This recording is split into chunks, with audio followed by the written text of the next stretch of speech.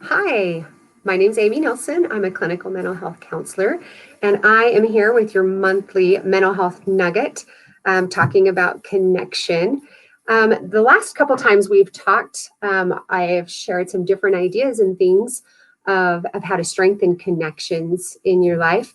But as working as a therapist over the years, I recognize that there are a lot of things that can get in our way of making those connections.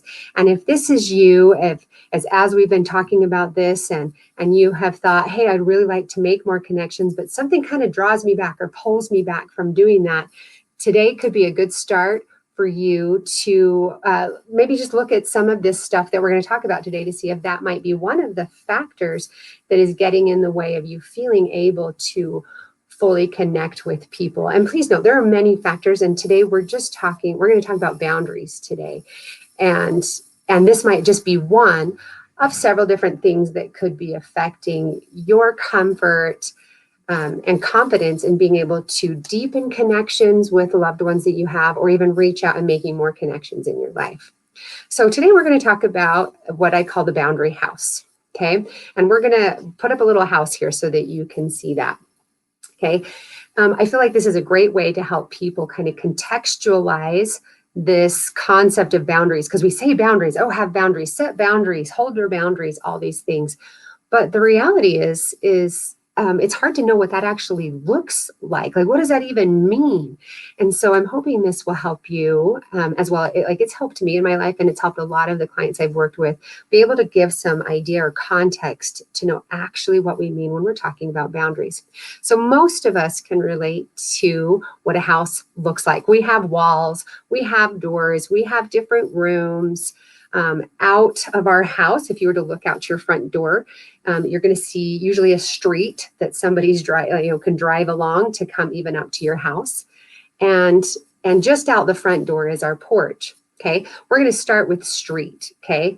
On our street, in our life, and on our actual homes, on our street, we have lots of different people that go down our street. Many of them we don't know. Some people we do know. So in our lives in relation to connection, we have street people as well. Like, this might be the lady that checks out your groceries, that we know that she exists. We might even have casual, quick conversation with this person, but we're really not probably getting to know them super well. Okay. So there are people in our life that we know exist, but we're not really making any actual connection aside from being cordial. Hopefully we're being cordial and kind as we're walking on by. Then some people in our lives, or us in their lives, decide, hey, this looks like an interesting person, or there's something that goes on in our lives that creates an opportunity that two people from the street are going to have more time together, whether it's like new jobs, new experiences, new neighbors, different things like that. Can bring people together. And so we're going to end up on somebody's porch, or that person's going to end up on our porch. And I want you to actually picture standing out on your porch. Our porches actually serve a real function in our homes. Okay.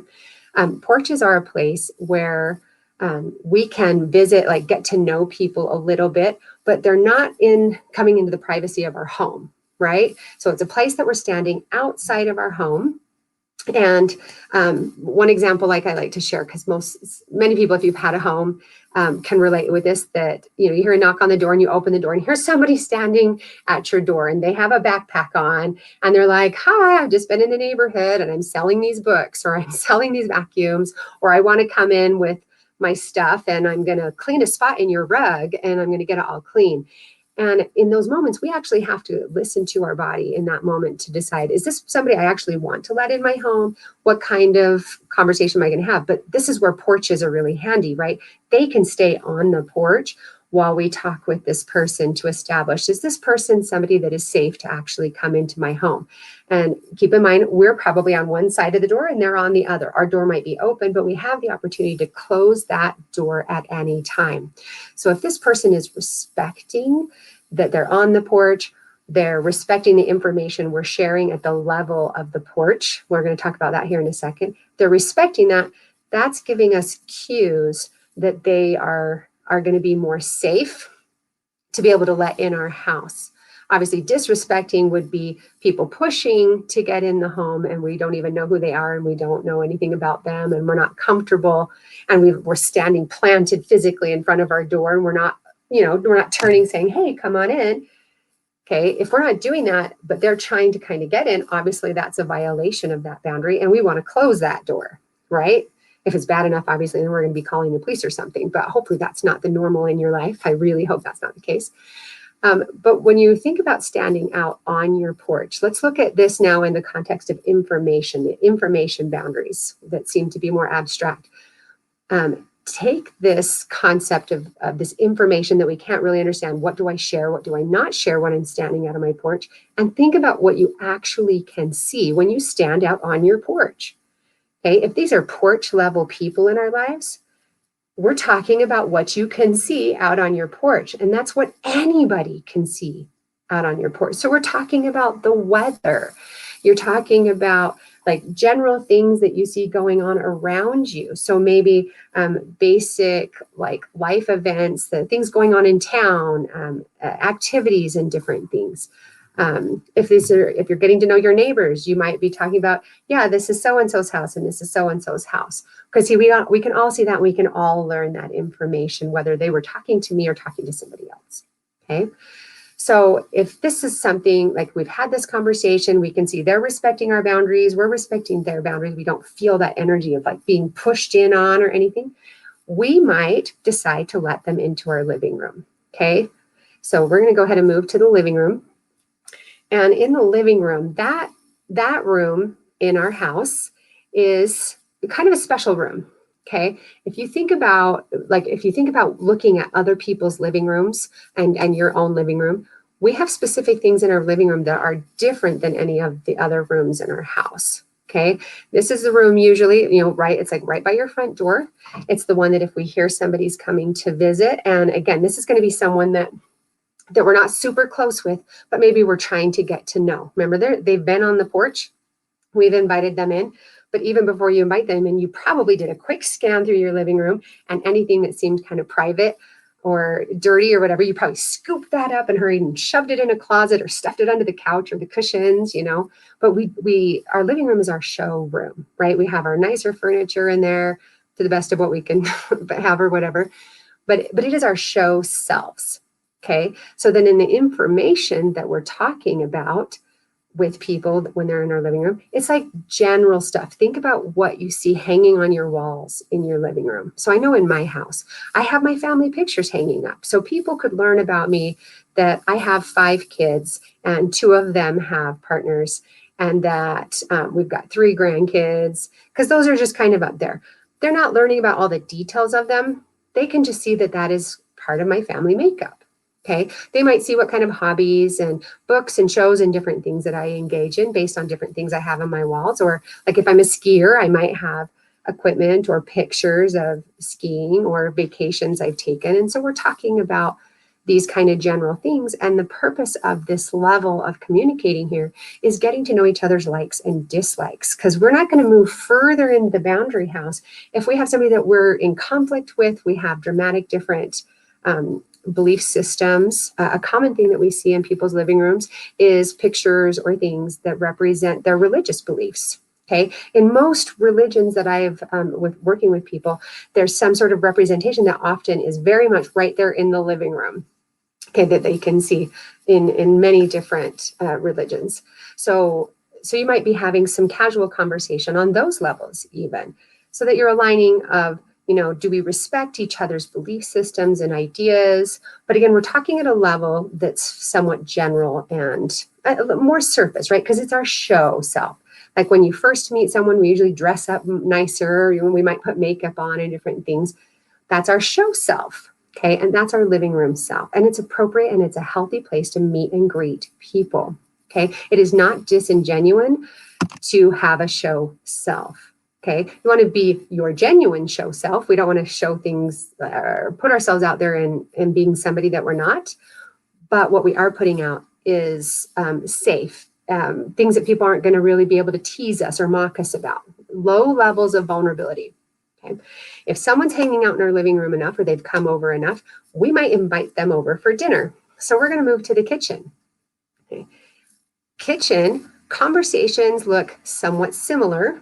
Okay, so these conversations, still we're talking about different things that we like and dislike. We're still getting to know people a little bit more, but the discussion level is going to deepen. So thinking about in your own kitchen as compared to your living room. Okay, the living room, we're going to be able to like swing through, grab things and hurry and hide it if we don't want those things out, clean up the toys or whatever, but in our kitchen, it's hard to make sure that every dish is clean every time.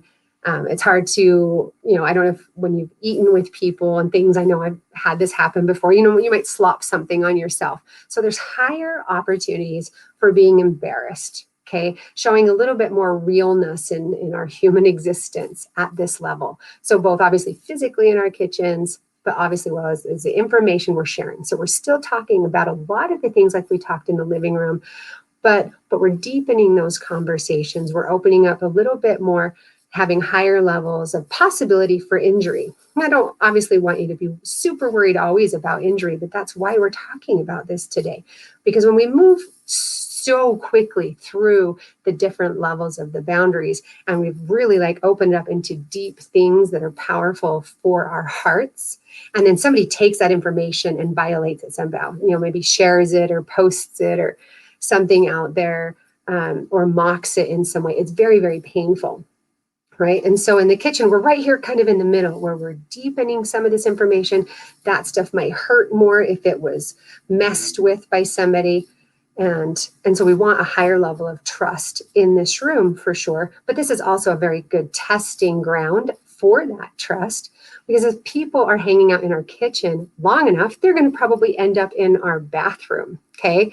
Now, this is not like a bathroom in your house that you might have, that you keep very clean and orderly and ready for people off of out of your living room to use. This would be like your private bathroom, okay? And a huge difference between our bathrooms and any of the other rooms in our house is this might be one of the first rooms that you go to that the person goes to, that they're in there and they're in your home and you are not with them, meaning they can find out information about you without you even being present. Okay, so there are going to be far fewer people in this room in your boundary house. These are going to be your closer friends and the ones that are talking to each other even about you. But we're okay with that because we've ran them through the filters of the living room level and the kitchen level, and we see that they have our best interest in mind, that they love us and they care about us. And so they might be learning stuff about us, but they're doing it for our best interest. Okay, and that we want to learn about them and we want to engage with them more at their level. This is going to be conversations with our friends that know our medical issues, right? You're in your bathroom, they could totally go through your medicine cabinet and see what medical issues you might have. Obviously, we're super vulnerable in the bathroom, that's where we're showering and different things. And so the sensation of vulnerability when you're having conversations at this level is obviously much deeper. Okay, so people that make it to this level are those ones that we really, really trust deeply. So for most adults, we really only have usually a few to a handful of people at this level in our life. We might have our some closer family members if we get along with them, maybe our parents, and then our closest friends tend to be at this level. Okay, if somebody, well, we'll talk about that in a minute. I was going to go somewhere, but we're going to wait just 1 second. Let's talk about to the bedroom. Let's go to the last room here in our boundary house here. Okay, our bedroom is obviously our most vulnerable room. Okay, the reason why I identify this partly as our most vulnerable room is that this is the room that we have our closet in. And so the people, and usually for adults, we usually tend to only have one person in our bedroom. Okay, now this does not count our kids that come pile in our bedroom and pile up on our bed, right? Kids have different boundary sets, but when it comes to adult and adult, we usually aren't bringing our best friends back into our bedroom and having conversations with them there on a regular basis. Usually this is saved for our partner. And so this person is somebody that is gone through each of the other levels. They've demonstrated trust. We've demonstrated trust. We've navigated these conversations. We've engaged in situations where maybe some of those things were slightly violated, and we've learned how to repair and adjust for those and moved through those levels, earning the space in this room. And this is where we're fully vulnerable. in our bedroom. This is one room in our house that we are actually unconscious with the person in our room. That is like the highest level of vulnerability we can create for this. So obviously this is our closest person. And when I talk about the closet, think about like what we keep in our closet tends to be our secrets, the things that we don't want anybody to know about, but the person in our bedroom has access to that. So this is our really absolute closest person. So really quickly, I want to talk about why all of this matters and how you can utilize this to be really effective in your life. Our media and our society really has started messing with the concept of these different levels and boundaries. There's a lot of ideas that we should go, straight to the bathroom, straight to the bedroom, and then maybe get to know each other in the living room and the kitchen. And what that does is it opens up such a huge opportunity for violation, in which that does happen. And we see this happen with our youth a great deal because of so much online access to connection and things like that way. And so then the boundaries get really kind of askew and messed up in that level. And so then it begins to create injury. And when our body has injury, it wants to start to protect itself. So then we start drawing back from making those deeper connections. We might try to keep everybody on the porch in the street because we don't want to get hurt again. We don't want to keep losing trust with people. And so then we just don't let people in our house. Or if we do, we keep them all in the living room. So we are only showing up as our show self. And that causes us then to live a life that feels somewhat shallow. Okay. And we need those deeper bathroom and bedroom level connections to feel really, really healthy. So I wanted to teach everyone this so that you can start exercising slower movements through these levels. Teach your youth this. Reach out to me. I love to teach youth, and we can create opportunity to do that as well. But as we navigate these well, that helps us be able to remain open, because our own mind and our own body can go, all right, I know what's okay at this level, and this is the amount of information I'm sharing. So I trust myself, and that helps me trust other people and trust that we can go ahead and maneuver them even from the bathroom to the kitchen, to the living room, or even out if necessary, and that it's appropriate and okay. And we actually get along with people better overall when we have them established in the appropriate room of our boundary house. We actually can have better relationships with them because we know where we stand with each other. So we only provide the information at those levels, and it maintains comfort. So I know that is a lot of information in a short little space. And I want to open up to any questions and offer any answers I can. So let's turn to Q&A if there's anybody that has any ideas or questions that you'd like to ask. Hello, Amy, that was awesome. Thank you. It was interesting as I listened to you. Last night, my husband invited his coworkers. Well, he's over a paint crew, and he invited them over for dinner last night. And normally I'm a very outgoing extrovert person, but for some reason having these couples in our house, and we just bought a new house, and so of course he was showing people around. I was like, I could tell that there was something there in front of people.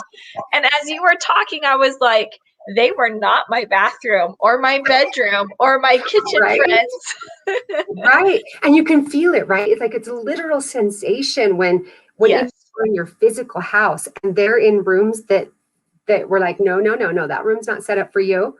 Yeah.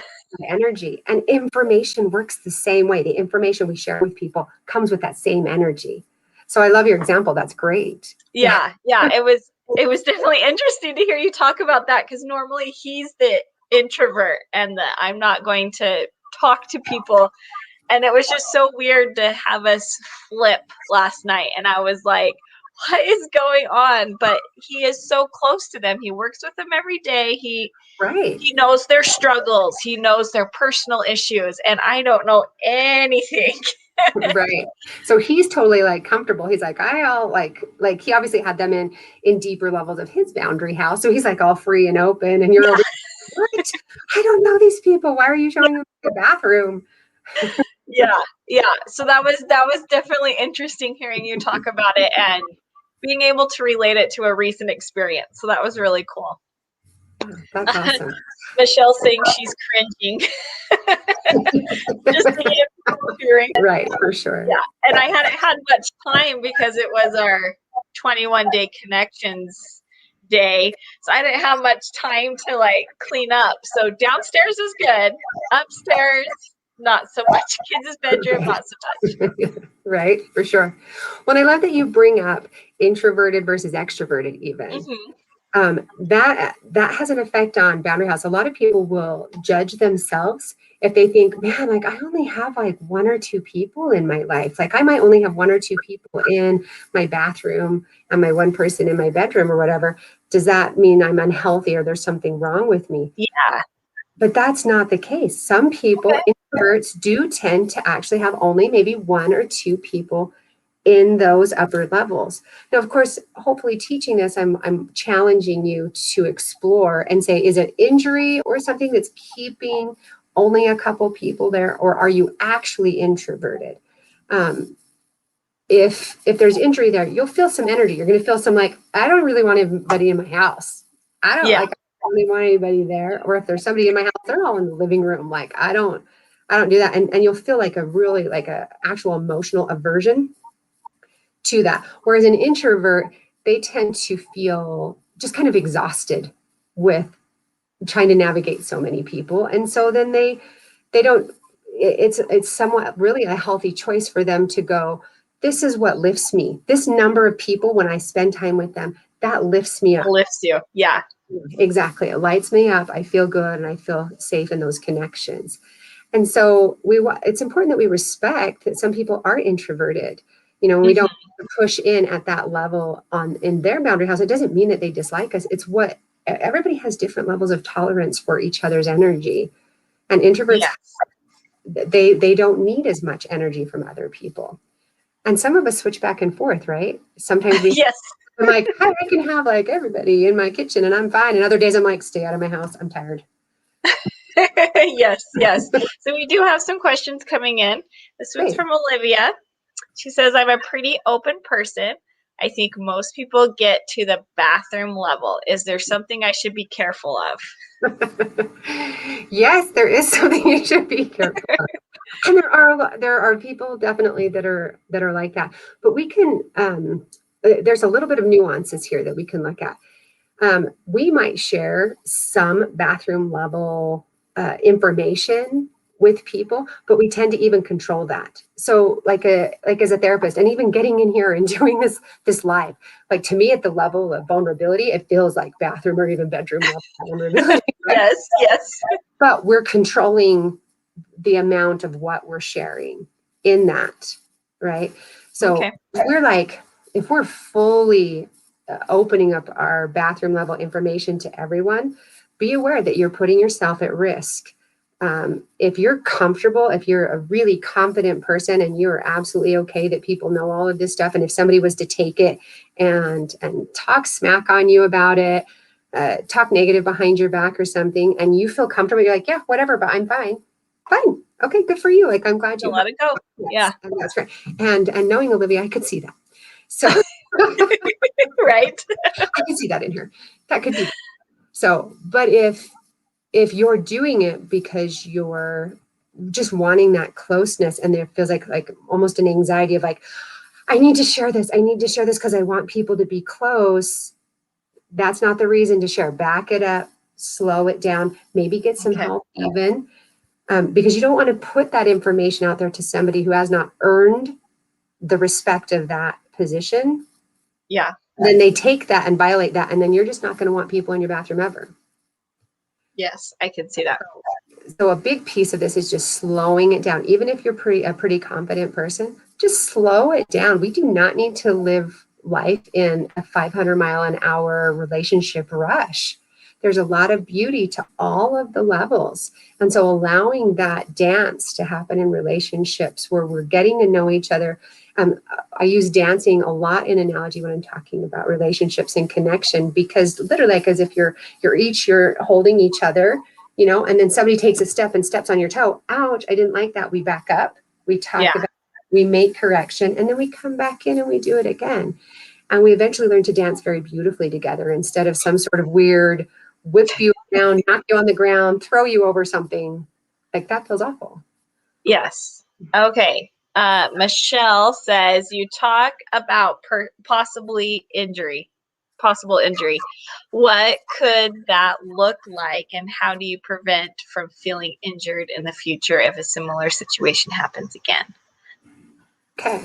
So injuries is obviously when people overstep those boundaries, or they take the information that you had at those vulnerable levels and they violate that information. So like putting information that like maybe that you were sharing at a bathroom level, like maybe you were sharing your medical stuff, maybe you were going through a hard time medically for some things, and you're sharing that with your friends, and then you're getting on Facebook and they're like, oh, everybody pray for my friend who has this and this and this, and you may have been like, I didn't want the world to know. I was talking to you because you were my close friend.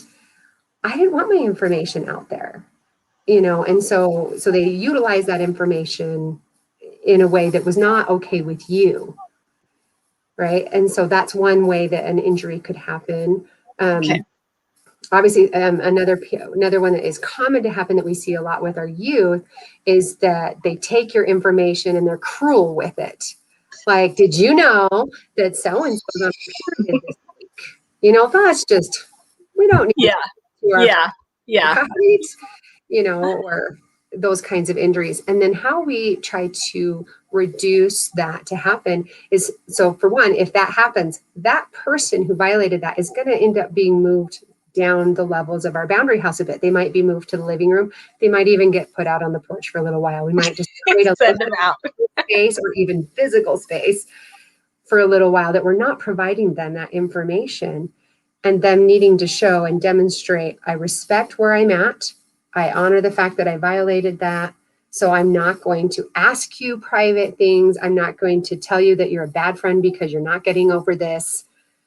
Things like that, that they'll respect where they're at, and then slowly move through those steps again. And as we allow time in each of those rooms, then that reduces risk for injury because people have demonstrated a history of respecting your boundaries. And also remember, I like that. Being theirs. Okay, it goes both ways. Yeah.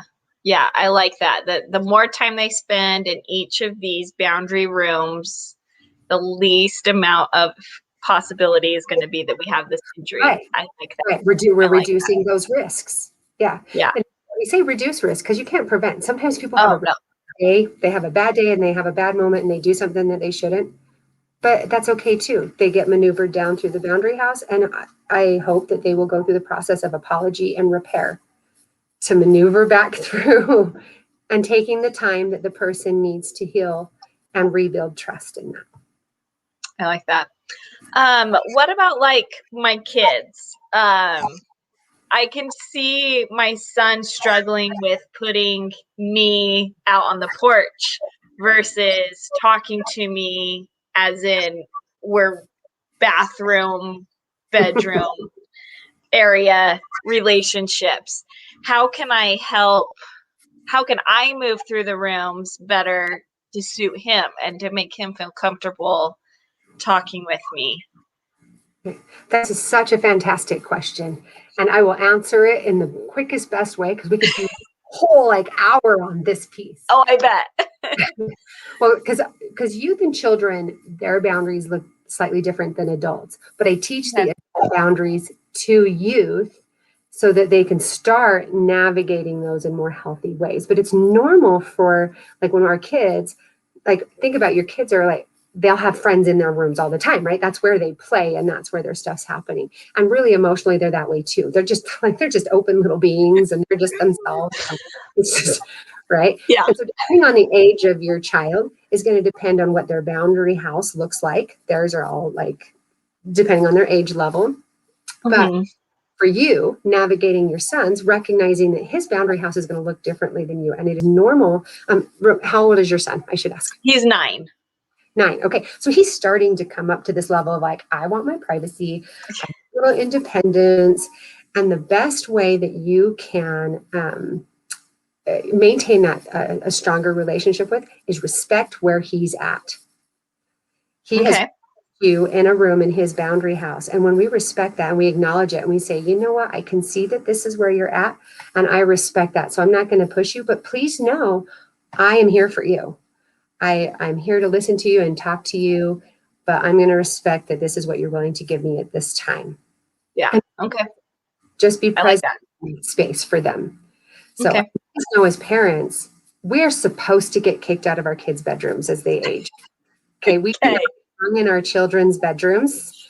Well, I mean, their physical bedrooms. Yes, please go up there. Awesome. I don't care. Like I tell parents all the time, please Yeah. search bedrooms and search their phones. And no, even though it's their phone, you belong on it all the time. Absolutely. Yes, absolutely. But emotionally know that they're supposed to kick you out of their bedroom, that their life is needing to create their own autonomy. And as we respect that, while at the same time still setting out rules, guidance, discussion, and things. But see, we're discussing probably more at the bathroom and kitchen levels with them. Yeah. Usually lots in the kitchen. I talk about that all the time, right? Family dinner, get together, have those conversations, have lots of those discussions so you can see this, this is what I found on the phone. These are things we're going to do. These are how I keep you safe. I love you. I'm here for you. But I also recognize as a parent that you have an entire life outside of me. Yes. No control over that life. So I'm going to teach you and guide you the best I can here in our house and hope that you do good things out there. Hope. Hope. But I'm going to love you anyways, even if you do a bonehead move. So Yes. Yes. We do have a quick question. Well, it's not quick, but they're hoping that maybe you can give some quick insight. But Olivia says this might be for another day. Taking into account forgiveness, is there a good guideline for knowing when you can let someone back in? Specifically, if they've hurt you multiple times and you've let them in multiple times. that there actually is a really quick answer to that. Oh, perfect. Yeah, going directly back to the boundary house.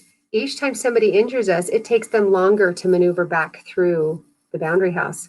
So even if this is like a family member and our heart desperately wants them right back up in those closest places, Yeah. we teach people how to treat us. And so if we truly do want them back in those closer places, then we're going to give them lots of opportunity down in the lower levels to demonstrate that their words and their actions are going to align and hold for like long periods of time, not like a day, but we're talking weeks and even months. And if there's somebody that's been injuring, we might even hold those boundaries down in the living room for a year or more. And as they're demonstrating safety in their behavior and their treatment to us, they might get to move, that they slowly move them. Slowly move them. Slowly. Right. You just slow it down and give them opportunity to show I like that. at the level that you have them. I like that. Awesome. I think we've answered all the questions. Is there anything else that you would like to share with us that you haven't yet on this topic? I could probably go for hours. So right. And I would listen for hours. Right. I really encourage people to get out there. Just picture, like the first step is just picture your boundary house and start seeing how you have people placed in them and notice how you move them. Okay. And if you feel like everything's moving pretty smoothly, you're probably good. But if you're noticing energy or discomfort and you want to start making some changes, try to see what it's like just to move people to different rooms of your house, and you'll start to get a feel for what that's like. If you really struggle, please get some help. People can help with this, and they can help boost your confidence to know how to navigate these things in really healthy ways so that your relationships can really deepen and become beautiful. I love that. And I love that you gave everyone, myself included, permission to move people to different rooms. We can downgrade them and we can upgrade them. We have that permission. Right. And sometimes that happens with everyone in our house in moments, because I promise you, my husband has totally been on the porch. On his porch. And we have to maneuver back through, repairs. I'm grateful that we can do those pretty quickly. Get some help if you help with those things, for sure. But absolutely, some moments we maneuver people right in a moment. But usually for the long haul, for deep relationships, we're going to move nice and slow through each of the levels.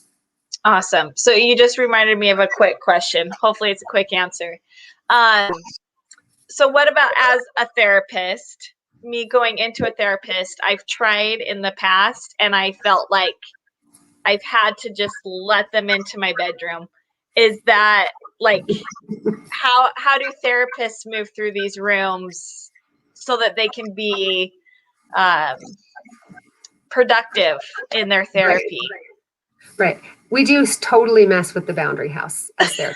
Okay, I just wondered. Like that's real. But in some essence, we create a certain level of like because we have both a financial and ethical agreement of this is the expectation of this. Like we are truly as therapists are bound by ethics that govern our license. And as we sit with people on the very first session, we're going to explain to them, this is what can happen with your information. This is what we're agreeing to. So you decide what you're going to share with me. With adults, that's easier. We usually, lots of adults can jump right into the bedroom level stuff, within a couple sessions, but even with what you're saying, a therapist, I think a healthy, good therapist will respect that sometimes it's important even for people to not share in those first sessions, that relationship does need to actually build a little bit and some trust established in that before they get into deeper, harder work. But most people are just so ready they needed someone safe to talk to that they just, all of the closet bedroom comes out. And then we're holding that using those ethical guidelines that govern us holding and keeping our licenses that we are getting information for them. I'll tell people all the time, I'm like, losing my house is not worth sharing your information with anyone. Like I'm not willing to give up my life. Right. Your information out to anybody. So I'm going to take really good care of you. So. Okay, sweet. Do you have time to answer one more question, or are we about done? Okay, so Cat3 on YouTube asked, how do you let people into your COVID house, physically and emotionally? Been isolated for a whole year as of yesterday. Oh, that is such a good question, and it is such a big deal right now because all of this is getting messed with, isn't it? Like this whole last year, people stuck in their homes, new ways of communicating, lots more done online. And that does mess with the boundary house, doesn't it? Like, some people that are way, way more vulnerable online. And so they just skipped the porch and the living room and they went straight to the kitchen or the bathroom, because that creates, because there's enough physical distance that sometimes people will feel more safe. But what my advice would be is to navigate the boundary house like online, just as if you would do it in person, like being mindful of the information you're putting out there. And as for feeling isolated, get out there, look for ways to connect. I know that through the Roots Tech and through your guys' website, the Connection Experiment website, there's great opportunities to get out and talk with people, meet new people even, but then take that and notice your information and share information appropriately at the level that they're at. If they're brand new, you're talking porch level stuff. You're not going to give them all your private stuff, and then allow those interactions. And if this person keeps showing up through texting, chatting, social media and stuff like that, and you guys are consistently connecting that way, and it feels safe. But remember, you're going to want to move this even slower because you don't know what's going on in their zone, right? So you're going to really slow. And provide information in small pieces so that you can build that trust with each other. And I really hope that answers your question because it has. I hope so too. That has been hard. Get creative. Think outside of the box. So get online, find gaming. I don't mean gaming like video gaming. I have groups. I know they have groups out there even that you can get and play board games as multiple families. Yes. All online, and they're so fun. Or create that yourself. That's awesome. Thank you so much for all of your answers and information today. So we do these every second Wednesday, every second Wednesday of the month with Amy. And so please come back next month. If you have any ideas on some future topics that you would like Amy to talk about, throw them in the comments or DM us, and we'd be happy to get those on the list. Yes, awesome. Please do, because I want to talk about what you guys need to hear and want to hear. So throw us ideas and I'll put something together for it. That's where the boundary came up. Somebody asked, here we are. I love it. I love it. Thank you so much, Amy. You're very welcome. Okay. I think we are. Oh, Kat said thank you, so it must have answered her question. That helps. Perfect. Okay. Thank you so much, everyone.